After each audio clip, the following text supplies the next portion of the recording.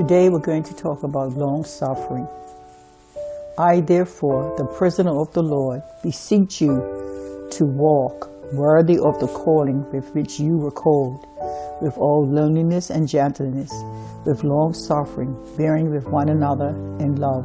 Ephesians 4:1-2. The Lord is long suffering towards all men. Job was a successful man with a great family and wealth, but lost everything. He is the ultimate example of one who suffered long. Job asks, "What is my end that I suffer long?" Job 6:11. Don't we ask the same question during our struggles? A better question is, what is our attitude when we are going through trials, when we need to be long-suffering? Long-suffering is the ability to endure through much pain and difficult circumstances without complaining, to hold our temper despite our circumstances, the ability to trust God and learn to lean on Him, the confidence that He will provide comfort and give us strength to get through. In the world today, we face many hardships, but we must not give up or give in. We must hold on to God, even in the hardest of times, because there are times we can't see clearly. There will be days when we have troubles on every side, every kind of persecution and stress. It is during those times that we will need to demonstrate our long suffering. How do we deal with those that irritate us in our workplace, homes, the grocery store, when driving, when others make mistakes, or someone offends us, or when others inconvenience us, and so on?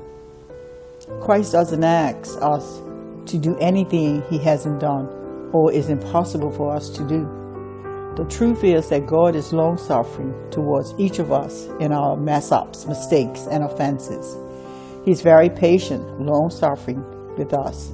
He did not get irritated with the wrong others did to Him and sent Him to the cross. Long-suffering is something the world lacks, and this causes people to become angry and commit road rage. We want everything fast. We are impatient when traffic lights take too long. We say things out of anger. However, in order for God to show us long-suffering, we need to also show it towards others too. Colossians 3:12-13. Paul also demonstrates much long-suffering when he was beaten, whipped, imprisoned, in distress by others. 2 Corinthians 11:22-33.